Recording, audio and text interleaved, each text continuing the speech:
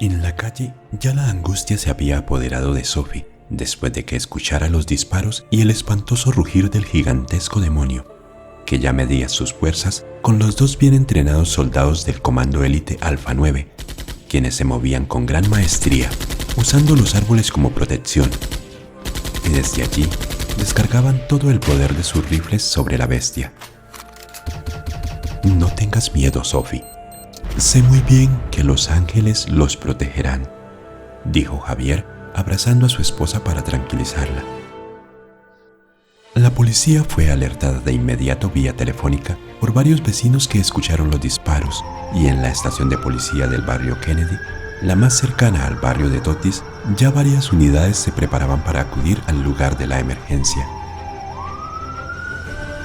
Mientras tanto, entre los matorrales, con un pequeño puñal, Ana luchaba valientemente con otros 3 demonios que se atravesaron en su camino para intentar arrebatarle las llaves del cielo. 2 de ellos eran criaturas con cuerpo de hombre, pero no tenían boca ni nariz, ni pelo, y cuya piel estaba cubierta de una asquerosa sustancia babosa, los cuales portaban espadas. El otro era un demonio enorme en forma de murciélago que se erguía en 2 patas, extendiendo sus alas mientras agitaba su larga cola como la de un escorpión. Uno de los demonios que portaba espada se lanzó al ataque y Ana tuvo que usar su agilidad para agacharse y así evitar que la filosa espada la dejara sin cabeza. «Ocúltate», le dijo Ana a Totis al ver que los demonios empezaban a rodearla. Totis obedeció y corrió hacia unos arbustos cercanos y desde allí vio cómo los demonios lanzaban un nuevo ataque. Pero esta vez, Ana no solo esquivó la espada del demonio con un ágil movimiento, sino que clavó su puñal un par de veces en la garganta de este y luego una vez más en el pecho, haciendo que este se derrumbara sobre sus rodillas para luego caer de bruces. Esto fue aprovechado por Ana para arrebatarle la espada. Sin darle tregua al otro demonio lanzó su ataque, y las 2 espadas se encontraron en el aire una y otra vez, produciendo chispas. «¡Abuela, cuidado!», gritó Totis, pero ya era demasiado tarde, y Ana solo abrió la boca y dejó escapar un quejido al sentir cómo su espalda era atravesada por el aguijón del horrible murciélago con tal fuerza que la punta salió por su pecho. Luego el demonio agitó su cola y Ana salió despedida por el aire para caer pesadamente sobre el suelo. «Entrégame las llaves y no te haré daño», dijo el murciélago mientras caminaba hacia Totis, quien estaba detrás de un árbol, y desde allí, con lágrimas en los ojos, miraba a Ana tirada en el suelo, sangrando abundantemente por su pecho, boca y nariz. No tan lejos de allí, en la montaña, Tyson y sus hombres se daban prisa por llegar al lugar en donde la sombra y César permanecían detrás del tronco, rodeados de soldados que ya habían recibido por radio la orden de esperar la llegada del comando. Después se retirarían para dejar que Tyson y sus hombres hicieran su trabajo sucio sin que hubiera testigos. Pero antes de que eso sucediera, una voz como eco que pronunciaba su apodo llegó hasta los oídos de la sombra, primero muy suave y luego más y más fuerte. «Sombra, sombra, sombra, sombra, sombra». La voz venía acompañada de un suave viento que iba en aumento y que pronto se convirtió en un verdadero huracán que azotaba con violencia toda la montaña. El viento obligó a Tyson y sus hombres a buscar refugio detrás de los árboles más grandes para no ser arrastrados, y desde allí contemplaron cómo el cielo se tornaba de un color rojizo y en él se formaba un gigantesco tornado que era escoltado por poderosos truenos y relámpagos. Muy cerca de la sombra, César y los soldados también escucharon la voz que poco a poco también se hizo tan fuerte como el mismo viento. De repente, y ante el asombro de César, los ojos blancos de la sombra empezaron a cambiar de color hasta tornarse azules, y al instante la sombra pudo apreciar algunas vagas imágenes, al principio borrosas, pero luego de frotarse los ojos con ambas manos, las imágenes fueron aclarándose por completo y pronto recuperó la visión. De inmediato la sombra sintió que su lengua ya no estaba pesada, y quiso hablarle a César, pero antes de que pudiera decir algo, un resplandor en forma de rayo procedente del cielo se estrelló contra su pierna derecha, dejando sobre ella un extraño trozo de metal. Por instinto la sombra quiso llevar su mano para arrancar el metal de su pierna, pero otro resplandor similar al anterior tocó contra su espalda, y luego otro y otro más, y sin que pudiera hacer nada, una fuerza sobrenatural lo levantó hasta quedar suspendido en el aire como si levitara, y más rayos vinieron a chocar contra él, en su pecho, en sus brazos y por todas partes de su cuerpo, formando sobre él una increíble armadura de color azul oscuro, pero al mismo tiempo muy brillante. Su barba descuidada se fue cayendo de su rostro como si una filosa cuchilla invisible la cortara a ras de piel. El cabello desordenado se hizo dócil y bello y se recogió mágicamente dejando su rostro con una apariencia joven y descubierto para que una hermosa máscara metálica lo cubriera y también gran parte de su cabeza. El viento, esta vez frío como el hielo, sopló nuevamente con más intensidad, provocando que varios de los árboles que estaban alrededor de los soldados volaran por el aire, dejándolos sin protección, y en aquel lugar se podía sentir el poder que irradiaba la armadura que cubrió por completo a la sombra desde los pies hasta su cabeza. Desde sus hombros, como tejida por una mano invisible, fue apareciendo una capa de color azul como el mar que cubría su espalda, y bajo ella y pegada en la parte de atrás de la armadura se formó una espada cuya empuñadura elaborada en oro sobresalía por encima de su hombro derecho. El cielo parecía rugir por los truenos y los relámpagos que recorrían de un lado a otro el firmamento como si anunciaran la más brutal y fuerte de todas las tormentas. Pero, de manera repentina, todo terminó y la calma regresó. Terminada su increíble transformación, la sombra descendió suavemente y cuando sus pies tocaron tierra, el lugar entero se estremeció por su poder. Para ese momento, ya algunos soldados huían montaña abajo aterrorizados por lo que acababan de presenciar, y los pocos que se quedaron permanecían petrificados, con la mirada fija sobre aquel poderoso ser que también los miraba fijamente. Fue entonces cuando de nuevo la poderosa voz irrumpió en el lugar diciendo: «Sombra, el momento ha llegado. Ya sabes a dónde ir. Date prisa, la vida del guardián está en peligro». César, que aún estaba agachado detrás del tronco, se incorporó lentamente sin salir por completo de su asombro, para quedar de pie junto a la sombra. Apenas si podía creer en lo que su amigo y compañero se había convertido. «¿Pero qué mierda es esto?», preguntó César mientras acompañaba a la sombra a recorrer su traje con la mirada, pues tampoco la sombra terminaba por asimilar lo que llevaba puesto. Finalmente, después del recorrido, sus miradas terminaron por encontrarse y parecían buscar respuestas el uno en el otro. Pero recordaron que no estaban solos y lentamente llevaron la mirada hasta encontrarse con las de los soldados cuyos ojos estaban a punto de salirse de sus órbitas. Algunos de ellos tenían la boca abierta, parecían estatuas y sus fusiles apuntaban a cualquier lugar. Aprovechando esto, los dos fugitivos se deslizaron lentamente, siendo seguidos únicamente por la mirada de los soldados que se quedaron allí sin reacción alguna. Una vez pusieron algo de distancia entre ellos y los soldados, César y la sombra corrieron hacia la parte baja de la montaña a gran velocidad. Pero nuevamente la voz le habló a la sombra diciendo: «Es necesario que uses tus poderes o no llegarás a tiempo». «¿Y cómo debo hacer?», interrogó la sombra. «La oscuridad es tu reino y nada escapará a tu mirada. Pídele que venga sobre ti y en ella podrás moverte tan rápido como nunca imaginaste. Tu armadura también vendrá a ti cuando la llames y se irá cuando no la necesites. Ahora llama a la oscuridad y corre, corre, el guardián te necesita».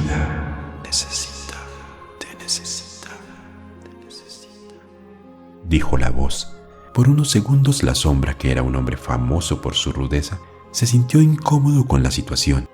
Le parecía un tanto ridículo eso de invocar a la oscuridad, pero un impulso en su interior lo llevó a abrir su boca y casi en susurro dijo: «Oscuridad, ven sobre mí». Entonces, desde su espalda avanzó un manto oscuro, tan oscuro que casi podía palparse, y que como una neblina descendió desde la montaña sobre la ciudad, opacando a su paso la poderosa luz del sol. En la calle la gente levantaba la mirada hacia el cielo para ver con sorpresa el extraño fenómeno que a su paso los dejaba en las tinieblas. Como consecuencia de la repentina oscuridad, en las calles varios vehículos chocaron entre sí antes de que sus conductores pudieran encender las luces y reaccionar. La gente salía de sus casas y en los grandes edificios los trabajadores salían a las ventanas de sus oficinas para observar lo que parecía ser una escena del apocalipsis. Pronto la oscuridad reinó sobre la gran ciudad y la sombra aprovechó para lanzarse a correr, guiado por una voz que le susurraba: «Por aquí, corre, corre». En un principio corrió de manera tímida, pero luego con rapidez alcanzó una velocidad impresionante, recorriendo las calles de la ciudad sin que las personas pudieran siquiera notar algo más que el viento que los golpeaba con fuerza a su paso junto a ellos. Pero repentinamente se detuvo a medio camino y un simple «oh, oh» se escapó de sus labios al darse cuenta que había dejado abandonado a su gran amigo César en medio de la montaña y rodeado de militares. Así que se dio media vuelta y regresó hasta donde había iniciado su carrera, y por poco muere de risa al ver a su amigo que torpemente caminaba sumido en las tinieblas, con sus manos estiradas hacia adelante y tropezando una y otra vez. «¿Necesitas un guía, viejo amigo?», preguntó en tono burlón la sombra. «Oh no, buen hombre, créeme que disfruto de mi paseo nocturno», respondió César echándose una pequeña risa. «Ven, tendré que cargarte para ir más rápido. Será un viaje cómodo y agradable», dijo la sombra, esta vez sonriendo. «Esto está resultando muy embarazoso. Juraría que tu nuevo traje te ha hecho más perverso», agregó César. «Vamos, se agota el tiempo», dijo la sombra, al tiempo que cargaba a César en sus brazos como a un bebé y emprendía de nuevo la veloz carrera. En cuestión de unos minutos atravesó la ciudad hasta llegar al barrio de Totis, quedando de pie justo en la calle que conducía hacia el bosque, y desde allí, con su poderosa visión, pudo ver la lucha desigual que en aquel bosque sostenía Ana contra los demonios. La sombra no podía creer lo que veían sus ojos. Nunca se imaginó que bestias tan horripilantes pudieran existir en el mundo real, y pudo ver al pequeño Totis escondido tras un árbol sin poder comprender por completo la situación que allí se vivía. También vio a los dos miembros del Comando Élite Alfa 9, o al menos lo que quedaba de ellos, porque valientemente se enfrentaron a Cambor y dieron una batalla digna de un soldado de las Fuerzas Especiales de Colombia, pero a pesar de su alto entrenamiento, a Cambor no le tomó mucho tiempo destrozarlos. Uno de ellos sufrió el violento impacto de la cola de serpiente de Cambor y salió despedido por el aire chocando de manera violenta contra las ramas de un árbol y haciéndose pedazos. El otro intentó propinarle a Cambor una patada, pero este le tomó por el cuello, lo atrajo hacia él y su cabeza de tigre devoró la cabeza del pobre desdichado. Al ver esto, el corazón de la sombra se llenó de ira y su armadura empezó a irradiar un gran poder que hacía que brillara aún más. «Oscuridad, vete», ordenó la sombra, apretando sus dientes producto de su ira. Entonces el manto oscuro empezó a retirarse dejando al descubierto el bosque, luego a Sophie y a los curiosos que estaban en la calle apreciando los misteriosos acontecimientos. Y muy pronto todos los presentes en las calles más cercanas al bosque pudieron sentir los pasos de un gigante que hacía estremecer la tierra al caminar, y se volvieron para ver cómo la oscuridad se retiraba dejando lentamente al descubierto la calle, y un poco después de ella salía un poderoso guerrero cubierto por una increíble armadura, y el poder que ella irradiaba provocaba cortocircuito en los cables de la energía, generando chispas que volaban en todas las direcciones. Un fuerte viento que hacía volar algunos techos de lata lo acompañaban mientras avanzaba. Más atrás, y luchando contra el fuerte viento que amenazaba con derribarlo, caminaba con un poco de dificultad César, con su AK-47 y en su cintura una pistola Prieto Beretta que alguno de los soldados había dejado botada en la montaña en su afán por huir. Sophie y todos los curiosos con cara de asombro tuvieron que apartarse empujados por el viento y el poder que hacia ellos se acercaba. Rápidamente la sombra alcanzó el bosque y se internó en él. En el interior, Cambor rugió al percibir el inmenso poder que se aproximaba. Los árboles más pequeños caían a un lado y otro dándole paso al poderoso guerrero.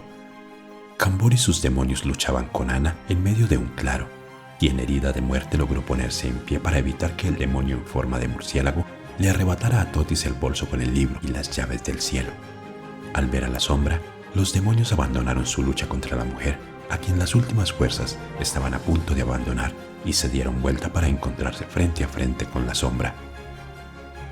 Las miradas diabólicas de los demonios se clavaron en él, lo cual fue aprovechado por Anna, que malherida retrocedió despacio hasta donde estaba Totis, y allí finalmente cayó pesadamente, abatida por la herida en su pecho y una más en su muslo derecho, de la cual emanaba abundante sangre. «Resiste, abuela, te llevaré a un hospital», dijo Totis, angustiado mientras intentaba meter sus brazos bajo el cuerpo de Anna para levantarla. «No, mi tiempo en este mundo ha llegado a su final, y poco falta para completar mi misión», respondió Anna con la voz entrecortada, mientras en el bosque estaba a punto de dar comienzo una batalla épica y a muerte entre el bien y el mal. El resto del comando élite Alfa 9 ya se dirigía hacia el barrio de Totis en un helicóptero, alertados por un vecino que reconoció a César e informó a la policía de la presencia del fugitivo en el sector. Al mismo tiempo, algunas patrullas de la policía se detenían ya frente a la casa de Totis, acordonando la zona para impedir que escapara el fugitivo. En cuestión de segundos, los policías y curiosos corrieron en busca de refugio a causa del estruendo causado por un par de ráfagas de AK-47 que César descargó sobre uno de los demonios, dando comienzo a una batalla campal al interior del bosque. El demonio que recibió la descarga del AK-47 también tenía la piel babosa y al ser impactado retrocedió y de su pecho brotó un líquido verdoso, pero aún así saltó por el aire hacia César y este lo recibió con una nueva ráfaga que le arrancó la cabeza de cuajo antes de caer sin vida sobre la humanidad de César, que se fue de espaldas quedando bajo el cuerpo de la bestia. La sombra, por su parte, parado en medio de un pequeño claro, desenfundó su poderosa espada que irradiaba un color azul intenso, y con ella hábilmente acudió al encuentro del puntiagudo aguijón del demonio que era mitad murciélago y mitad escorpión. Espada y aguijón chocaron con fuerza en el aire, pero la espada venció sobre el demonio y parte del aguijón rodó por el suelo, al tiempo que el demonio lanzaba un rugido de dolor. Sin perder tiempo, la sombra rodó sobre su espalda para tomar por sorpresa a Cambor, y de esta manera propinarle un puñetazo que hizo que el engendro saliera volando hasta chocar la espalda contra un árbol que se fue a tierra tras el impacto, produciendo un gran estruendo durante su caída.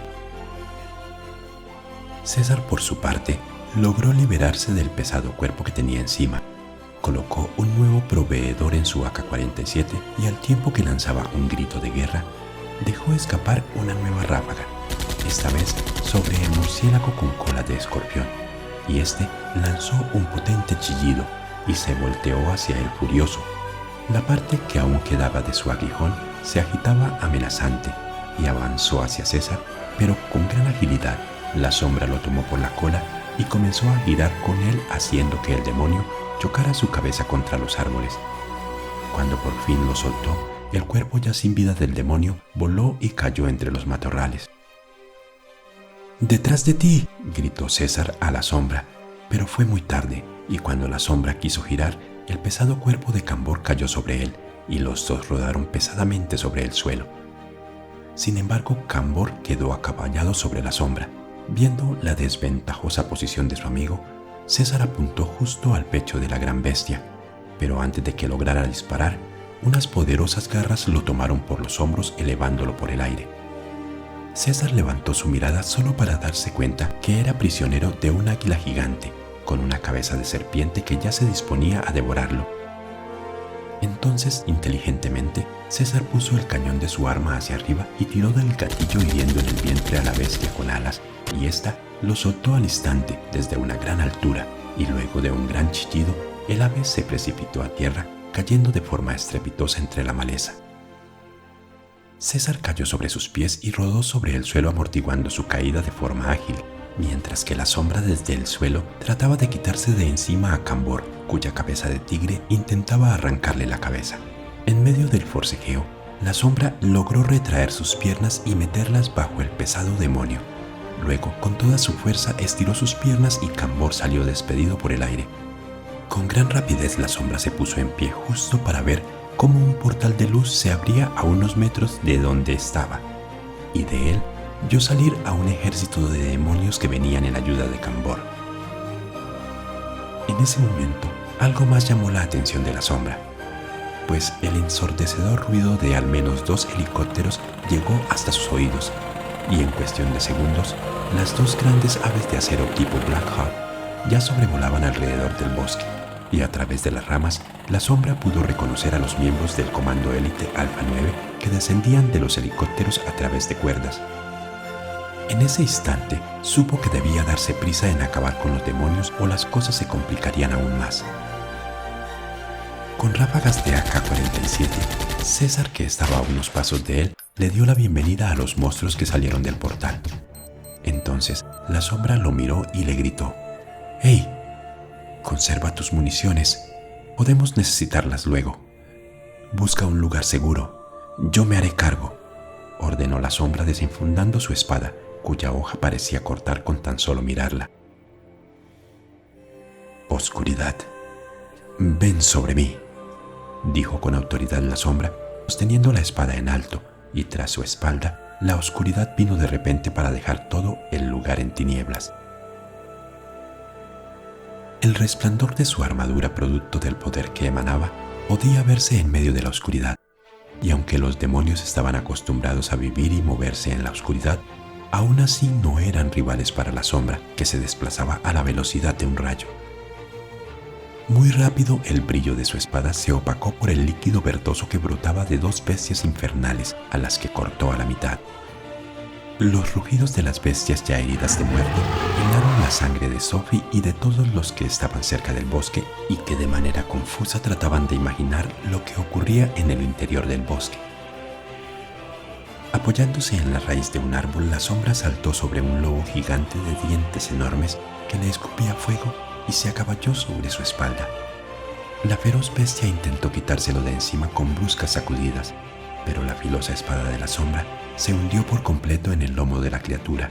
Las patas del animal se doblaron y se desplomó sobre el suelo del bosque ya sin vida. La sombra empuñó su espada con fuerza para seguir su devastación, pero la cola de serpiente de Cambor, quien apareció de la nada, lo golpeó violentamente en la espalda y cayó dando vueltas sobre el suelo a varios metros de distancia. Todo esto sucedía bajo la mirada atenta de Totis, que aunque estaba asombrado, seguía muy de cerca los relampagueantes movimientos de la sombra y de vez en cuando, gracias a la luz que irradiaba su armadura, podía ver cómo su espada, también iluminada de poder, dividía el cuerpo deforme de alguna criatura, mientras en sus brazos Ana agonizaba.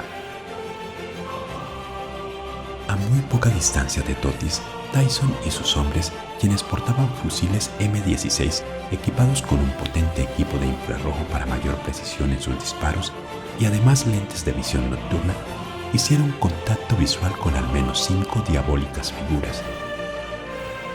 «¿Pero qué mierda es eso, mi mayor?», le preguntó a Tyson uno de sus hombres. «No lo sé, Pantera, pero estoy seguro de que hoy no es noche de Halloween y esto tampoco es una fiesta de disfraces», respondió Tyson haciendo rugir su fusil M16 en dirección a una de las bestias, que se sacudió por el impacto de las balas y dejó escapar un fuerte gruñido. Casi de seguido, una granada lanzada por Rolfi, el experto en explosivos del comando, explotó a centímetros de la bestia y ésta voló en 1000 pedazos.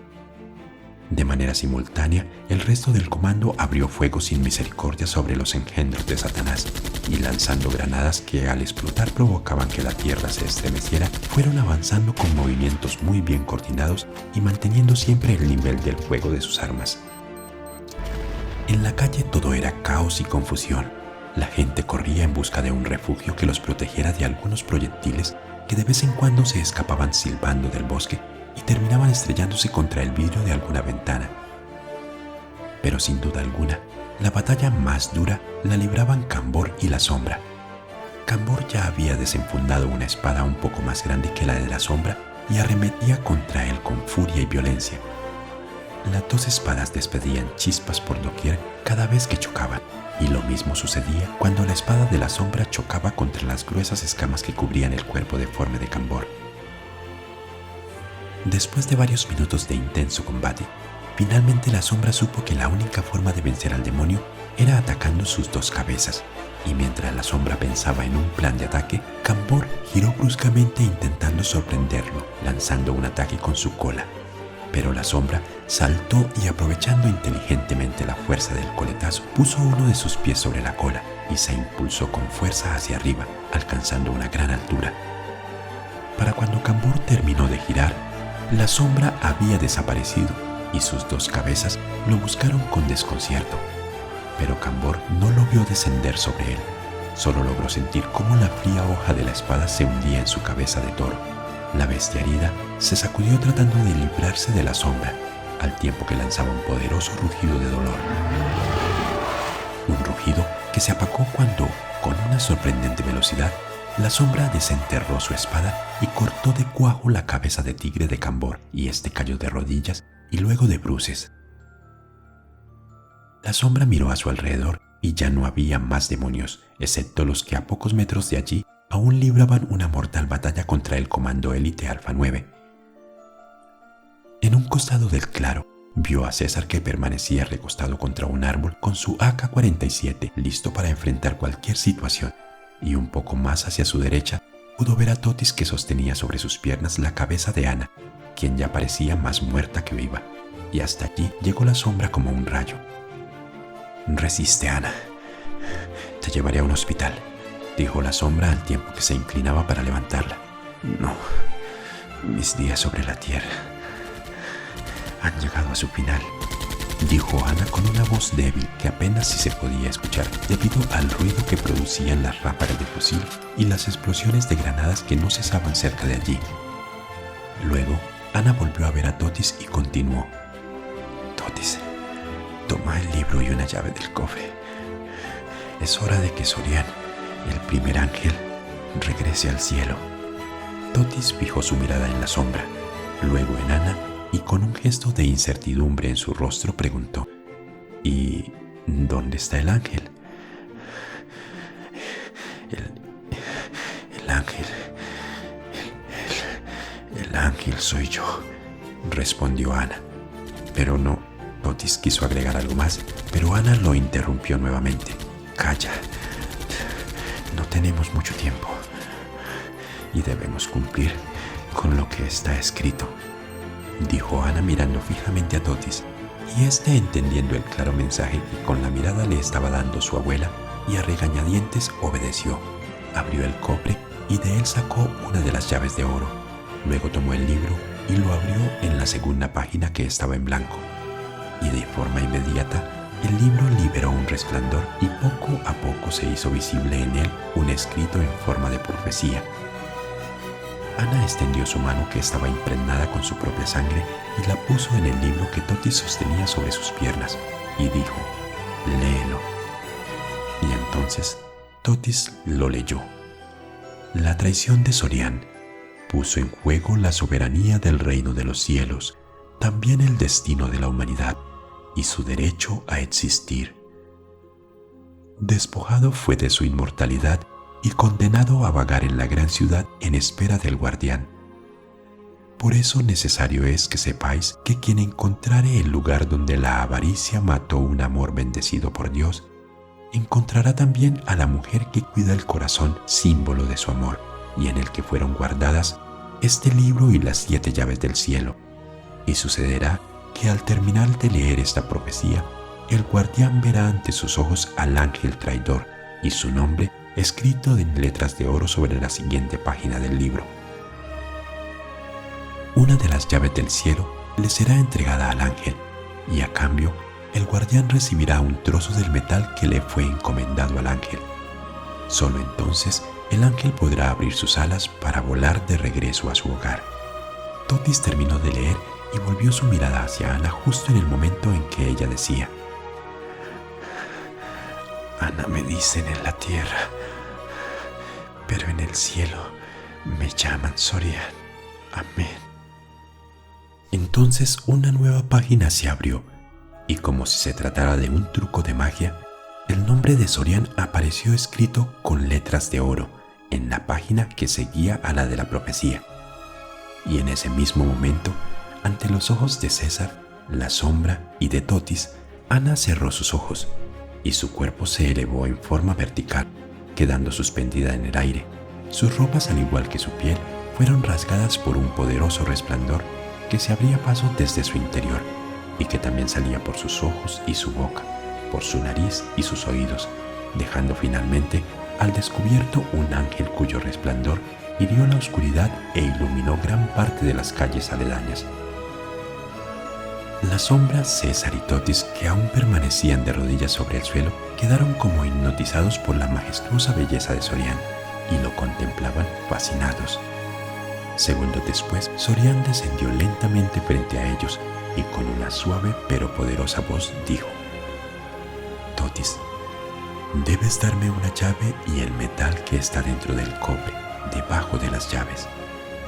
Totis, que aún tenía la boca abierta, accedió y casi de forma inconsciente llevó su mano hasta el cobre sin dejar de contemplar maravillado aquella increíble visión, y tomó de debajo de las llaves un gran trozo de metal de color gris y una de las llaves y las entregó al ángel, recibiendo a cambio un dulce beso en su frente. Pero tuvo que cerrar sus párpados porque el resplandor del ángel era tan fuerte que hería sus ojos y lo hacía llorar. Sorian tomó la llave y la guardó en su resplandeciente traje blanco. De seguido partió un pequeño trocito de él y lo entregó a Totis diciendo: guarda este y cada uno de los trocitos de metal que cada uno de mis hermanos te entregará antes de partir, porque llegará un momento en que los necesitarás para vencer a las fuerzas del mal. Todas las respuestas están en tu corazón, y cuando llegue el momento, él te lo dirá. Totis recibió el metal y lo guardó en un pequeño bolsillo exterior que tenía el morral. Luego Sorian se dirigió hacia la sombra diciendo: quiero ver tu rostro una vez más antes de partir, hijo mío. Armadura, libérame, dijo la sombra ante la petición de su madre, y su armadura se desprendió de su cuerpo parte por parte y permaneció suspendida en el aire a poca altura y muy cerca de él. La oscuridad también se retiró, dándole paso a los últimos rayos de luz de una tarde que aún se sacudía por las granadas que hacían explosión muy cerca de allí, donde Tyson y sus soldados le hacían frente a las últimas bestias que les quedaban por aniquilar. Entonces Sorian llevó sus manos resplandecientes hasta el rostro de la sombra y lo acarició con gran ternura, lo cual fue aprovechado por él para preguntar: en la historia que nos contaste a César y a mí en la montaña, yo tenía un hermano gemelo que desapareció misteriosamente de la casa de María, la hija de don Tobías. ¿Qué ha sido de él? La noche en que María y su esposo fueron asesinados, un ángel visitó a don Tobías y lo envió a casa de su hija a rescatar a tu hermano. Los cuatro se disponían a huir, pero los demonios llegaron antes de que abandonaran la casa e ingresaron en ella. Pero un ángel apareció para protegerlo y se enfrentó a ellos, dándole tiempo a don Tobías de que escapara por una ventana con tu hermano en brazos. Finalmente el ángel fue vencido y muy malherido huyó al cielo. Los demonios buscaron a tu hermano por toda la casa, pero solo encontraron a María y a su esposo ocultos en el ropero. Ellos no dijeron nada acerca del bebé, así que los asesinaron. Años después vi morir a tu hermano frente a mi ventana, hace ya 16 años. Fue asesinado por un miembro de tu antiguo equipo que lo confundió contigo, respondió Sorian. Pero se suponía que ninguno de los dos debía morir hasta cumplir con nuestra misión, dijo a manera de protesta la sombra. La misión de tu hermano era engendrar un hijo, y antes de morir cumplió con su misión, respondió el ángel. ¿Quieres decir que en algún lugar tengo un sobrino?, preguntó la sombra. Entonces Sorian volvió lentamente su mirada sobre Totis y dijo: uno muy guapo y muy valiente. Al escuchar esto, Totis y la sombra también se giraron lentamente para mirarse el uno al otro. ¿Estás diciéndome que este niño es mi sobrino?, preguntó la sombra con los ojos muy abiertos y una expresión de sorpresa en su rostro, y abrió su boca para decir algo más, pero la voz de Totis lo interrumpió. ¡Ey! Esperen un momento. Esto es absurdo. No lo puedo creer. Durante 15 años mi única familia fue mi madre. Hace solo un par de horas descubrí que tengo una abuela que de repente también es un ángel. Y ahora resulta que un superhéroe con poderes extraordinarios y una espada que brilla es mi tío. Además, un grupo de monstruos quieren asesinarnos. ¿Qué sigue ahora? ¿Platillos voladores?, terminó preguntando Totis con cierto grado de ironía y sarcasmo en el tono de su voz. Ya, guarden silencio los dos, interrumpió con gran autoridad y luego agregó: Jordi hizo su parte y se sacrificó para que ustedes pudieran llevar a cabo su misión. No lo defrauden. Las palabras de Sorian calaron tan hondo en el corazón de la sombra que sus ojos, que pocas veces habían derramado lágrimas, se humedecieron y en su rostro se podía ver la ira y un tanto el desconsuelo, al tiempo que cerraba sus puños con furia. Sorian se inclinó y lo besó en la frente y también de sus ojos brotaron lágrimas. En este mundo solo puedo heredarte la pobreza en que viví y el peso de mis errores, y que tú deberás corregir. Pero he atesorado para ti una herencia en el cielo, y allí te esperaré hasta el día de tu muerte. Pero recuerda que lo de tu hermano no ha sido tu culpa. Dios así lo quiso. De la misma forma que ha querido que ese brazalete que llevas en tu mano lo heredes junto con tu poder a quien con odio te arrebatará la vida, pero con infinito amor habrá de llorar tu muerte. Así está escrito, y lo que está escrito se cumplirá, dijo Sorian, acariciando con una mano el rostro de su hijo y con la otra el de Totis, su nieto. Luego, agitando sus hermosas alas, se elevó lentamente y a cierta altura se detuvo y agregó: «Cómo quisiera que nunca tuvieras que leer la quinta profecía que está escrita en el libro, pero llegado el momento serás tú y solamente tú quien decida si despiertas a aquello que duerme y que no debería ser despertado jamás, porque no tengo la certeza de que exista un poder que lo pueda derrotar». Dos lágrimas se precipitaron por el rostro resplandeciente de Sorian antes de continuar diciendo: «Que el poder y la gloria de Dios los acompañe, porque aquí y ahora comienza la gran travesía del guardián de las llaves del cielo», sentenció Sorian. Luego agitó fuertemente sus alas creando un gran ventarrón y se elevó hasta las copas de los árboles, extendiendo aún más el efecto luminoso sobre el barrio. Cuando hubo alcanzado lo más alto de los árboles, se transformó en un haz de luz que ascendió a gran velocidad, perdiéndose fugazmente entre las nubes ante la mirada atónita de una gran cantidad de policías, soldados y curiosos que abarrotaban el lugar y que instintivamente señalaban en dirección al firmamento. De repente todo el bosque y sus alrededores fueron invadidos por un absoluto y misterioso silencio. La batalla entre los miembros del Comando Alfa 9 también parecía haber terminado, y la sombra permanecía aún parado en un costado del claro en medio del bosque viendo hacia el cielo, cuando una corazonada activó todos sus sentidos y se volvió hacia César y Totis diciendo: «Tomen sus pertenencias, debemos marcharnos a...» «Será mejor que te quedes donde estás, amigo», lo interrumpió una voz tras su espalda. La sombra se quedó quieto, como una estatua, y en segundos recordó dónde había escuchado antes esa voz. Sí, no había duda, era Tyson, su archienemigo. «Tú, anciano, arroja con mucho cuidado tu arma», gritó de nuevo el hombre, y César obedeció y lanzó su arma a unos metros de él. «Hey, niño, deja el morral en el suelo y no hagas nada estúpido que pueda arruinar tu futuro, si es que tienes futuro», ordenó nuevamente la voz, y Totis obedeció, lanzando el morral que cayó pesadamente sobre el suelo, sin dejar de ver al hombre que traía su rostro cubierto por un pasamontañas y que les apuntaba con un rifle.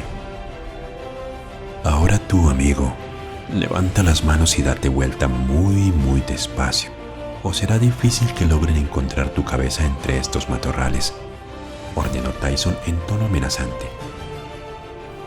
La sombra cumplió con las exigencias del hombre que estaba a sus espaldas y se dio vuelta lentamente, hasta quedar frente a frente con un miembro del Comando Élite Alfa 9 de gran altura y muy corpulento.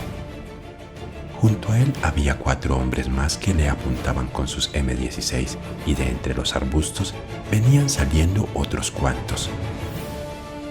El hombre corpulento sostuvo su fusil con una mano y con la otra retiró el pasamontañas que llevaba puesto, y la sombra pudo ver que efectivamente se trataba de Tyson. Los demás miembros del comando hicieron lo mismo, dejando también al descubierto sus rostros. ¡Oh! Vaya. Pero qué pequeño es este mundo. ¿Sabían que es la segunda vez que me encuentro con el mismo puto cadáver?, dijo Tyson mirando fijamente a la sombra, con una expresión en su rostro que dejaba ver la gran satisfacción que sentía al ver en una posición de clara desventaja al que consideraba su peor enemigo. Y quizás no sea la última, replicó la sombra con tanta seguridad en su voz que por un momento hizo dudar a Tyson y mucho más a sus hombres sobre quién tenía en realidad el control de la situación. Oh sí, esta vez, mi viejo amigo, me aseguraré de que no vuelvas a levantarte de la tumba, sentenció Tyson, al tiempo que volvía a ver a sus hombres y movía su cabeza, indicándoles a los demás miembros que se aproximaran. Pero solo ese instante de distracción bastó, pues los comandos solo alcanzaron a dar un paso y se detuvieron porque en susurro la sombra dijo: «Armadura, ven a mí y trae contigo la oscuridad». Entonces, en segundos y frente a ellos, la armadura que hasta ese entonces había pasado desapercibida cubrió por completo el cuerpo de la sombra. Tyson y sus hombres abrieron fuego, pero la sombra fue más rápido que ellos y cubrió con su capa a Totis y a César. Las balas chocaron contra la capa y resbalaron a través de ella hasta caer sobre el suelo del bosque. Luego la oscuridad cubrió todo el lugar y los comandos tuvieron que recurrir a sus lentes de visión nocturna. Pero para cuando terminaron de colocarse sus lentes, la sombra y sus 2 acompañantes ya no estaban. Unos minutos después, a varios kilómetros de allí, al interior de una montaña, la sombra se detenía después de una larga carrera. Totis, quien venía sobre la espalda de la sombra y fuertemente agarrado de su cuello, se soltó y cayó de pie sobre un suelo acolchonado por una gran cantidad de hojas secas sobre las cuales también puso sus pies César, quien había recorrido la misma distancia cargado por los fuertes brazos de la sombra.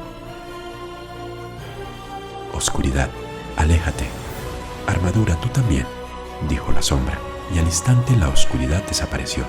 Su armadura se fue retirando de su cuerpo mientras la sombra caminaba hasta un pequeño espacio sin árboles en la cima de la montaña, desde donde se apreciaba a lo lejos cómo el sol enrojecido empezaba a desaparecer devorado por las montañas.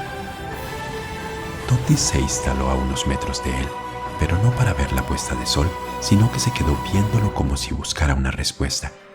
La sombra sintió la mirada sobre él y se volvió hacia Totis. «¿Qué?», interrogó la sombra encogiéndose de hombros y frunciendo el ceño. «Nada, solo te observo», dijo Totis haciendo una rara mueca con su boca. «Pues deja de hacerlo, no me gusta tu forma de mirarme. Además, yo tampoco entiendo un carajo de todo esto». «Está bien, pero de todas maneras pienso que algo está mal aquí». «¿De qué estás hablando?», preguntó la sombra algo inquietado por el comentario del chico. «Verás, tú tienes una espada, una superarmadura y haces que oscurezca cuando te da la gana. Eso sin contar tu superfuerza y velocidad. Tu amigo, el de la barba gris, trae un rifle y una gran pistola. Y yo que soy el guardián, el protagonista de esta historia, yo no tengo poderes, ni una pistola, ni un puñal, nada. No tengo ni con qué matar una mosca, protestó Totis. Protesta que causó mucha gracia en la sombra, que no pudo evitar que se le escapara una risotada. ¿Tú de qué te ríes?, volvió a protestar el muchacho, esta vez en tono más alto y un tanto molesto. ¡Ey! Cuidado con tu tono de voz. Recuerda que soy tu tío. Gran noticia. Si hubieras aparecido unos años atrás con tu super traje, yo hubiera sido el chico más popular de mi escuela, dijo Totis en voz baja, pero quizás no lo suficiente. ¿Qué dijiste?, preguntó la sombra. Nada, solo dije que eres igual a mi padre. ¿Pero de qué hablas si nunca lo conociste?, reclamó la sombra. Lo sé, pero tú y él eran gemelos, ¿no? Esta vez fue Totis quien dejó escapar una risotada, y César disimuló con una tosecita sus ganas de reír, pero finalmente terminó riendo a carcajadas. Luego la sombra se dejó contagiar y, mirando a su sobrino, se unió a las risas de sus dos compañeros de aventura. Mientras tanto, Tyson, quien ya había hecho una inspección minuciosa del bosque, no pudo contener su enojo y frustración y descargó toda su ira sobre un gran árbol, sobre el cual accionó su rifle hasta agotar toda la munición del mismo, al tiempo que gritaba con todas sus fuerzas: «No importa dónde vayas, te encontraré una vez más, sombra, y será la última vez que logres escapar, maldito», sentenció el enfurecido militar. Luego salió del bosque y ordenó a la policía que protegiera el perímetro y no permitieran el ingreso a nadie que no tuviera su autorización. Luego informó por radio al general Barrantes acerca de lo sucedido. Después de los momentos de terror que se vivieron tanto en el bosque como en sus alrededores, Sophie, muy preocupada por la suerte que hubieran podido correr Totis y Ana junto a su esposo Javier y su madre, buscaba con gran desesperación entre los policías uno que le pudiera brindar información al respecto, pero no consiguió nada de ellos, y de manera grosera le pidieron que se retirara, ya que el lugar no era seguro. «Psst, señora», dijo una voz masculina que hizo que Sophie volviera a ver a un hombre elegantemente vestido con un traje entero de color beige, camisa blanca y una corbata negra anudada a su cuello. También llevaba puesto un sombrero negro que le iba en perfecta armonía con su elegante abrigo también de color negro. El hombre estaba parado junto a la puerta de la casa de Tania y le hacía señas con su mano para que se acercase, y hasta allí tímidamente llegaron Tania y sus dos acompañantes. «¿Es usted familiar de alguno de los involucrados en el incidente?», preguntó el hombre. Sophie miró con desconfianza al desconocido y luego a su esposo Javier, y ante la duda el hombre agregó: «Oh, perdón señora, qué grosero de mi parte. No me he presentado», dijo el hombre atrayendo de nuevo hacia él la mirada de sus interrogados. «Mi nombre es Eber Pérez Maecha, periodista del diario El Bogotano», agregó el hombre presentándose a sí mismo de manera formal. «El hijo de una amiga que acaba de fallecer entró en el bosque y temo por su vida. Es solo un chico de 15 años», respondió Sophie muy agobiada. «Sé que el chico debe estar bien, pero mi experiencia me dice que este no es un lugar seguro para conversar. Muy pronto llegarán personas con mucho poder y será mejor que nosotros no estemos aquí para cuando eso suceda. Cerca de aquí encontraremos un lugar seguro donde platicar». La actitud y la expresión en el rostro de Eber fueron lo suficientemente convincentes como para lograr que Sophie y su madre abordaran rápidamente el auto de Javier y siguieran el auto de Eber hasta una cafetería a varias calles de allí, y lo hicieron justo antes de que el general Barrantes y una gran comitiva llegaran al lugar. En la cafetería, Eber tranquilizó a Sophie confesándole que un viejo amigo suyo de la policía secreta le había suministrado de forma confidencial información en la que se advertía tomar las medidas necesarias para dar con el paradero de los dos fugitivos que habían vuelto a escapar, esta vez acompañados de un niño. A cambio, Sophie le contó a Eber con lujo de detalles cómo Totis había ido a parar al interior del bosque, y también le habló sobre el fantástico personaje de la armadura y la capa azul, que ingresó de último al bosque acompañado por un hombre viejo, el cual le describió con lujo de detalles. Al terminar la conversación y antes de despedirse, Sophie preguntó: ¿Usted cree que su amigo, el policía de la secreta, pueda ayudarnos a encontrar a Totis y a su abuela? Ever se tomó unos segundos antes de responder. No lo sé, señora, y quisiera que mis palabras en vez de asustarla la tranquilizaran. Sin embargo, algo me dice que debo encontrar a ese niño y a los hombres que lo acompañan, porque a ellos está atado mi destino. Y aún más adentro en mi interior existe la idea disparatada de que debemos prepararnos porque se aproximan eventos que cambiarán el curso y la historia de la humanidad, presagió el periodista. Luego, ante la mirada desconcertada de sus nuevos amigos, abordó su auto y se marchó. Muy cerca de allí, a tan solo unas calles, el general Barrantes ya se había hecho cargo de la situación y luego de usar todo su poder e influencias, logró mantener a los medios de comunicación al margen de toda la situación, brindándoles algunos detalles, la mayoría erróneos, acerca de lo sucedido. Esa misma noche, un grupo de hombres con trajes blancos que los cubrían de pies a cabeza entraron en el bosque y, con la ayuda de equipo especial, durante varios días trabajaron incesantemente bajo total hermetismo, removiendo los árboles caídos y algo más. Al cabo de unos días, cuando abandonaron por fin el bosque, en su interior no quedó ninguna evidencia de que allí hubiese ocurrido lo que ocurrió. Todos los testigos y curiosos fueron interrogados y los pocos que de una u otra forma habían visto o presenciado situaciones de interés para el general Barrantes fueron aislados y llevados a un complejo militar en donde se les indicó que lo que habían visto eran alucinaciones, síntomas estos provocados por la exposición a la radiación emanada por un meteorito de menor tamaño que había caído en el bosque y que serían reubicados debido a que sus viviendas estaban contaminadas con radiación. Lo cierto es que de esas personas jamás se supo nada. Un par de meses después de aquella gran batalla contra Cambor y sus demonios, a lo lejos, sobre el filo de una empinada montaña, se apreciaba el cansado caminar de tres figuras, que no eran otras que las de la sombra, César y Totis, que después de una larga jornada de camino, buscaban un sitio propicio para pasar la noche. Hacía frío y el viento soplaba con fuerza, amenazando con arrancarles la ropa a los tres fugitivos. Nubes grises escoltaban al sol cual prisionero a su celda, y de vez en vez sus débiles rayos atravesaban las nubes tornándolas de tonos rojizos y anaranjados, brindando así un espectáculo maravilloso llamado atardecer. Guiado por su experiencia militar, la sombra descendió por una ladera y pronto encontró el sitio perfecto para acampar, muy cerca de un yacimiento de agua cristalina y protegidos del viento por la misma montaña.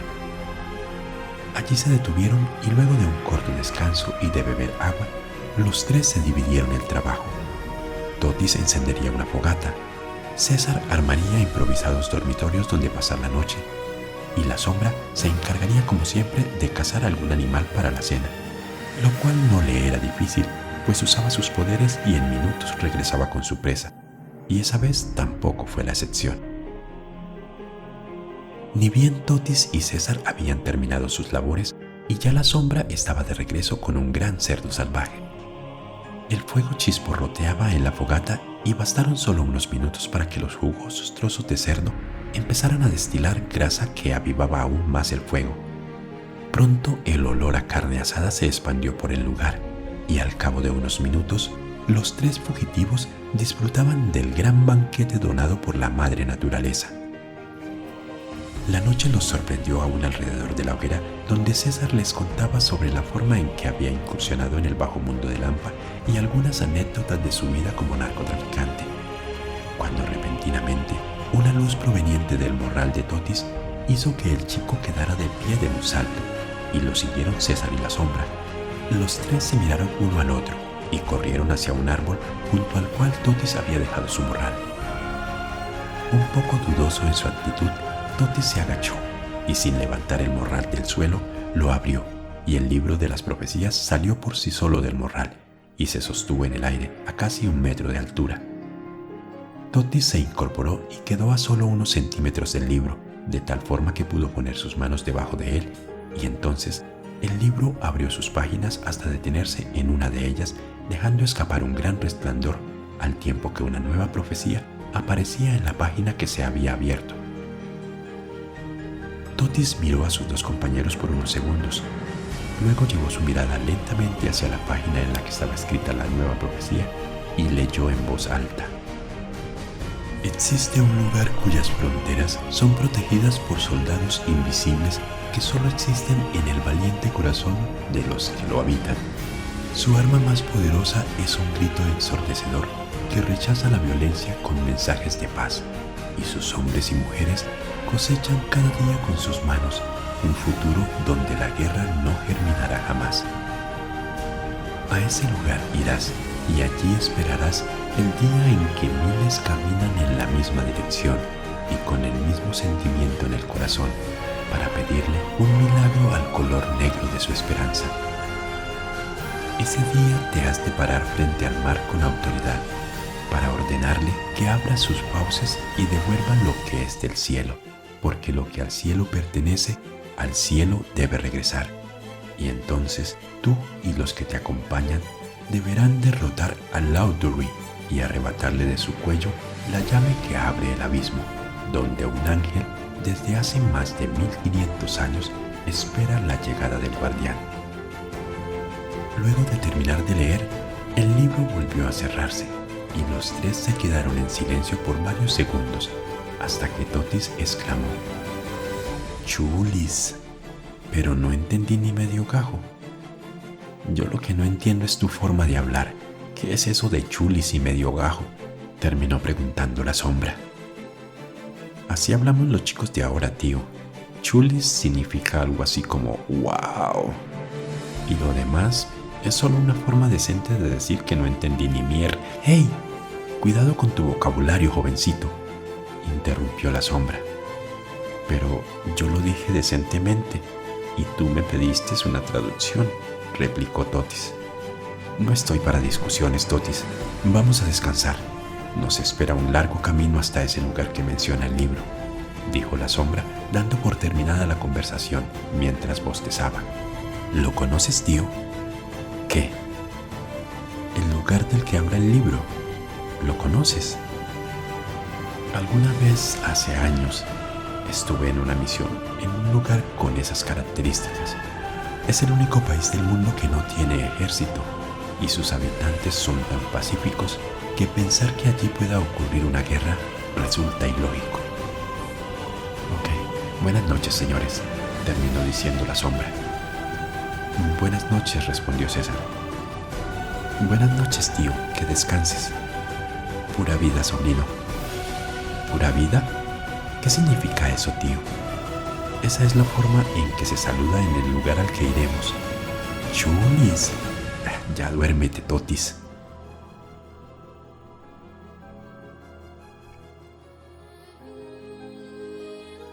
Amigas y amigos, hemos llegado al final de esta primera temporada. Les agradezco a todos y todas por acompañarme en esta gran aventura y los invito a estar atentos y atentas al estreno de la segunda temporada. Muchísimas bendiciones y de nuevo mil y mil gracias.